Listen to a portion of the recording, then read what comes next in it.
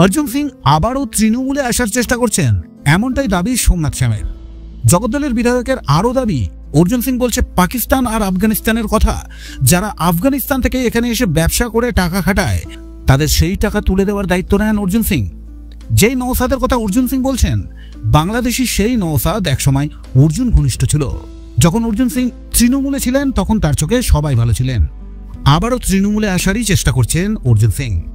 পাশাপাশি সোমনাথবাবুর দাবি, যারা অবৈধ ভোটার তাদের নাম বাদ যাবে, তবে বাংলার বৈধ ভোটারদের নাম বাদ গেলে ছাড়া হবে না। এই যে আফগানিস্তান যারা আসেন এখানে কারবার করতে, তারা কেউ এখানকার ভোটার নয়।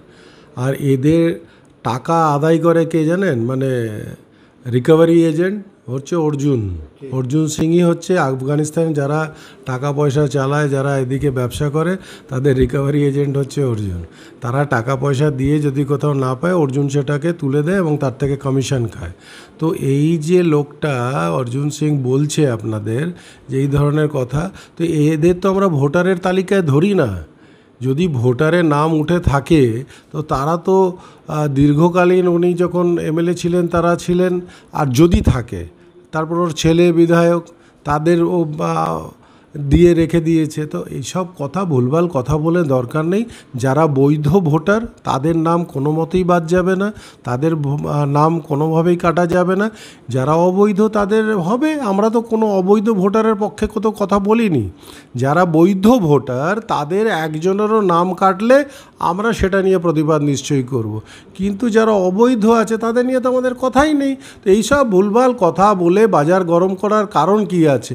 কে বাদ যাবে আর কি যাবে সেটা আগামী দিন দেখা যাবে। আগামী দিন রাস্তায় এবং সামনে দিন আসছে, তখন বোঝা যাবে। নৌসাদ তো আগে একসময় ওনার খুব খাস ঘনিষ্ঠ ছিল অর্জুন সিংয়ের, এখন খুব খারাপ হয়ে গেল।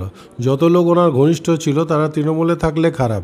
উনি বারংবার তৃণমূলে এসে তৃণমূলের ব্যাপারে বলতেন, যখন তৃণমূলের প্রশংসা করতেন তখন ঠিক ছিল। এখন অন্য জায়গায় চলে গেলেন, সঙ্গে সঙ্গে সবাই অবৈধ ভোটার হয়ে গেল। তো অর্জুনের এই ক্যারেক্টার, এই যে ডুয়েল ক্যারেক্টার সবাই জেনে গেছে, যে যখন যেখানে তখন সেরকম কথা। আবার তৃণমূলে আসার প্রচেষ্টা করছে, আসলে আবার উল্টো কথা বলবে। অবশ্যই প্রচেষ্টা করছে, চেষ্টা করেই যাচ্ছে সে। তো এই ধরনের কথাবার্তা বলে বাজার গরম করে কোনো লাভ নেই। এসআইআর শুরু হয়েছে, এসআইআর মতন কাজ হবে এবং যারা অবৈধ তারা অবৈধ, যারা বৈধ তারা বৈধ। একটা ভোটারও কাটার আমরা পক্ষপাতিতে নেই, আর আমরা কাটতে দেব না। জগদ্দল থেকে রাজু রায়চৌধুরী, বারাকপুর টাইমস।